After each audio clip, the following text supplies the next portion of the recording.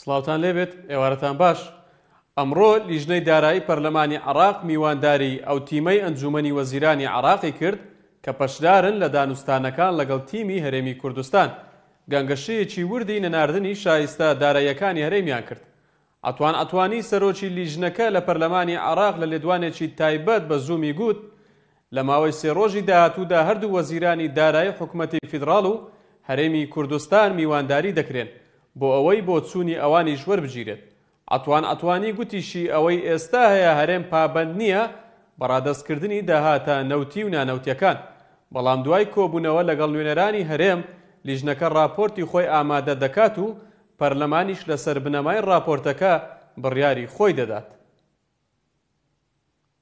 وفق ما أشير إلى في الموازنة أنه تسلم أو توضع الإيرادات بەپێی ئەوەی لە یاسای بودجەدا هاتووە داهاتە نانۆتیەکانی هەرێم دەخرێتە سەر هەژمارێکی تایبەت، دواتریش حکومەتی فیدراڵی پارە دەنێرێت بۆ هەژمارێکی دیکە کە تایبەتە بە هەرێم لە بانکێک کە بانکی ناوەندی دیاری دەکات.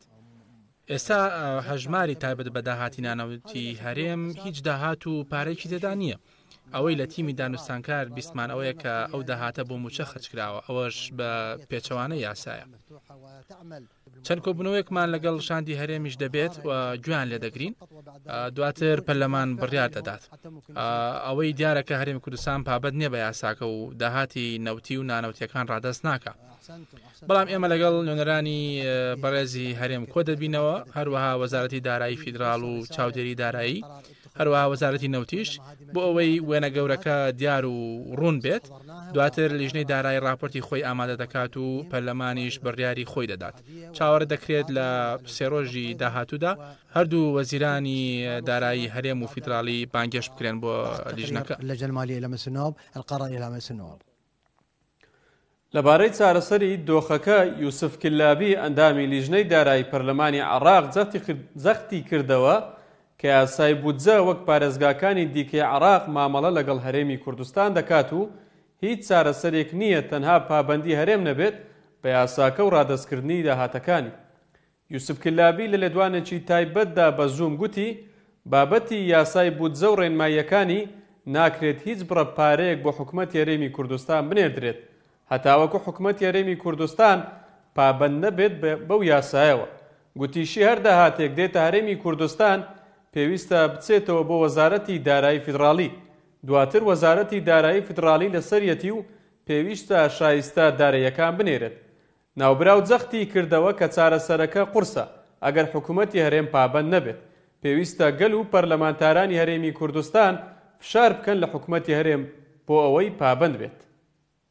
أن وفق القانون الحالي ووفق التعليمات الحالية بە کورتی و پوختی بەپێی یاسای بودجە و ڕێنمایەکانی ناکرێت هیچ بڕەپارەیەک بۆ حکومەتی هەرێمی کوردستان بنێردرێت بەبێ ئەوەی حکومەتی کوردستان پابەند نەبێت بە بڕگەکانی ئەو یاسایەوە. پابەندیەکانیش لە مادەی 11 و 12 و 13 لە یاسای بودجە دیاری کراون و هەن کە بریتین لە ڕادەستکردنەوەی تەواوی داهاتە نانەوتیەکان. چونکە ئێمە لە پارێزگا و وەزارەتەکان هەر بڕەپارەیەک دێتە دەستی هەر لایەنێکی حکومی دەچێتەوە بۆ وەزارەتی دارایی و ژمێریاری وەزارەتەکەش لە تەواوی عێراق هەیە. بۆیە ئەم یاسایە دەبێت هەرێمیش بە هەمان ڕێگا بێت. واتە هەر داهاتێک دێتە هەرێمی کوردستان دەبێت بچێتەوە بۆ وەزارەتی دارایی فیدراڵی. هەمومان لەسەری ڕێککەوتوین و دەنگمان پێداوە. دواتر وەزارەتی دارایی فیدراڵی لە سەرەتی و پێویستە شایستە داراییەکان بنێرێت. بۆیە نابێت هیچ کەسێک نە سەرۆک وەزیران، نە حکومەت، نە وەزیری دارایی، نە هیچ لایەنێکی دیکە دەسەڵاتی ئەوەی نییە پارە بنێرێت بەبێ ئەوەی پابەندی نەبێت بەڕێکار و میکانیزمەکانی یاسای بودجە کە لە تەواوی عێراقدا جێبەجێ دەکرێت. واتە ڕادەستکردنی پارە پێش وەرگرتنی پارە. کێشەکە لە حکومەتی هەرێمی کوردستاندایە. پێویستە گەل و پەرلەمانتارانی هەرێمی کوردستان فشار بکەن لە حکومەتی کاربەرەکەری کوردستان. ئێمەش لە لیژنەی دارایی بە ئاراستەی لێک نزیک بوونەوەی بیر و بۆچوونەکان کار دەکەین بۆ دۆزینەوەی ڕێگە چارە. بەڵام بەپێی ئەم کۆبوونەوەی ئەمڕۆ یاساکە چارەسەرەکە قورسە ئەگەر هەرێمی کوردستان پابەند نەبێت.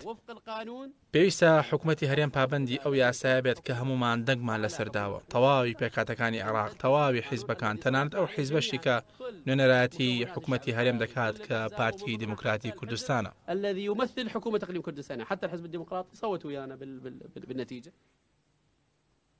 هەر لەو بارەیەوە شاخەوان عەبدوڵڵا جێگیری سەرۆکی پەرلەمانی عێراق لە زاری فراکسیۆنە کوردستانیەکان جگە لە نەوەی نوێ ڕایگەیاند تا کۆتایی ئەم هەفتەیە ڕادەوەستین بۆ چارەسەرکردن و ناردنی موچەی فەرمانبەران لە دوای ئەوە هەموو ئەو ڕێکارانەی پێویستە لەسەرمان دەیگرینە بەر. شاخەوان عەبدوڵڵا لە ڕاگەیەندراوێکدا گوتی لەگەڵ فراکسیۆنە کوردستانیەکان جگە لە نەوەی نوێ بڕیاریان داوە کۆمەڵێک هەنگاو بگرنە بەر بۆ دابینکردنی موچەی خەڵکی کوردستان و دانانی سنوورێک بۆ برسیکردنی خەڵک.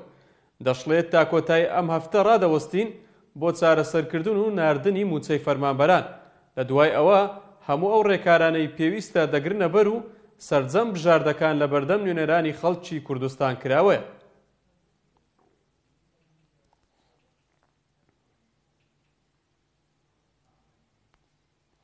جەمال کۆچەر ئەندامی لیژنەی دارایی پەرلەمانی عێراق ڕایگەیاند بانکێشکردنی شاندی حکومەتی فیدراڵی بۆ ئەو بوو بزانن ئەو 8 تریلیۆن دینارە چۆن و بە چ شێوەیەک ڕادەستی هەرێم کراوە، هەروەها ڕوونی بکەنەوە خەرجی فعلی چۆن خەرج دەکرێت کاوان پشتی هەرێمیان پێدیاری کردووە. جەمال کۆچەر لە لێدوانێکی تایبەت بۆ زووم پێی وایە هۆکاری کێشەکانی لێکتێنەگەیشتنی هەردوولایە، بۆیە پێویست بوو ئەمڕۆ شاندی هەرێم ئامادە بێت بۆ ئەوەی وەڵامی یەکتریان بدایەتەوە لەبارەی ژمارە و ئامارەکان. بەو شێوەیە دەگەیشتنە ئەنجامێک بۆ چارەسەرکردنی کێشەکە. لەبارەی 500 ملیارد دینار قەرزەکەی بەغداد بۆ هەرێم، جەمال کۆچەر گوتی تا ئێستا حکومەتی هەرێم ڕەزامەندی نەداوە لەسەر وەرگرتنی، چونکە لەبەر ئەوەی قەرزە بابەتەکە ڕەزامەندی حکومەتی هەرێمیشی دەوێت. هوکار لك نتیجه هشتنا هر دو طرف هيا طبعا ما دو شاندت هين وقف كامي جو خدينا شانده كي مفروض ابا شانده ديش يا حاضر با ما جو خد دابا وقت ويد قوتي ابي برسف دابا و خدام بريار بان او القلمه دام نتيجه كدر كفاين اما عندك مروفاتين يعني لا نكبتني طاغفيتن لا نديش تنا خفتيا عن نهات يكو باغفيتن مفروض ما هر دو لكم كربان جه داخيه هر دو نهاتين لكم كرن حکومەتی عێراق رازی بۆ کە 500 ملیار بنێرێ سێمان یعنی هۆکاری چێکەتە ئاسان یعنی تەنها بەس بۆ سەرکردنی شەخص ئەو بەرسڤاوێ پرسیارێ دەڤان نینە بەرسڤا پرسیارێ چونکو حتان و کە هەردوو حکوومەت رازی نەبووینە حکوومەتێ بڕیارەدای فێرێ پنێریتن بەس حکوومەت هەرێمێژی وێتە رازی بیت وەربگریتن و وەرگرتن ناوێ وەک قەرز ئەڤە حتان و کە بڕیار سەر بێ ناتێدان. باشە ئەمە ئامادەکاریە بۆی کە وەزیری هەردوو وەزیری دارایی أبا بو طبعا ريخوشكرا بو هندك وأم هندك بسيارة الفيري بنا برسفدان ووكي هردو وزير كومت بن ويقف كده ما يعني باش بينيا كا باشتر هبيتن كو دبتر شين بجهينا نتيجة كي كو بيدر كبين. بەڵام عودەی عەواد ئەندامی لیژنەی دارایی پێی وایە هەرێمی کوردستان لە 6 مانگی یەکەمی ئەم ساڵدا 5 تریلیۆن دینار زیاتری لە پشتی خۆی وەرگرتووە، بەڵام بۆ موچە خەرج نەکراوە، بۆیە پێویستە هەرێم ڕووکردنەوە لەسەر ئەو پارەیە بدات. عودەی عەواد لە لێدوانێکی بۆ زووم گوتی ئیدارەدانی پارە لە هەرێمی کوردستان خراپە، بۆیە سەرباری بوونی ئەو پارە زۆرە هاوڵاتیانی هەرێمی کوردستان موچیان وەرنەگرتووە. هو اليوم احنا لقينا بالاجتماع لە کۆبوونەوەی ئەمڕۆدا باسمان کرد کە پشتی هەرێمی کوردستان بۆ 6 مانگ 5 تریلیۆن دینار زیادەی تێپەڕاند و خەرج کراوە ئەو پارەیە. ئەوەش پێچەوانەی یاسای بودجێ. یاسای بودجە خەرجکردنی موچەی فەرمانبەران و موچەخۆرانی لە پێشینەدا داناوە. ئەمڕۆ کە هاوڵاتی عێراقی لە هەرێمی کوردستان موچەی نییە، ئەوە بەرپرسیارەتی حکوومەتەکەیەتی 5 تریلیۆن دینار زیادەی وەرگرتووە، واتە بۆ موچەی خەرج نەکردووە. ئەی دراوە بەچی؟ ئەو پارەیە بۆ موچە خەرج نەکراوە، ئەی دراوە بەچی و بۆچی خەرج کراوە؟ کاتێک تەماشای بودجەکە و راپۆرتی دیوانی چاودێری دەکەین دەبینین کە پرۆسەی خەرجکردنەکە بێبیانووە لە کاتێکدا یاسای بودجە حکومەتی پابند کردووە بە پێدانی موچە لە پێش هەموو شتێکەوە. بۆیە دەبینین کێشەیەکی گەورە هەیە لە ناوخۆی هەرێمدا، ئیدارەدانێکی باش و ڕاستەقینەی پارە نییە لە هەرێم. پارەکە بۆ شتی هیچ و پوچ خەرجەکرێت و فەرمانبەرانیش بێ موچە دەمێننەوە. بە شێوەیەک ڕەخنە لەسەر حکومەتی فیدراڵی زیاد بووە و تووڕێی جەماوەریش لەسەر حکومەتی هەرێم زۆر بووە. ئەمە چۆن لێک دەدرێتەوە؟ پارەیەکی زۆر خرج کراوە کەچی موچەش دابەش نەکراوە. ونلاحظ أن هناك نقص بالرواتب. هەر لە خۆشی دابن.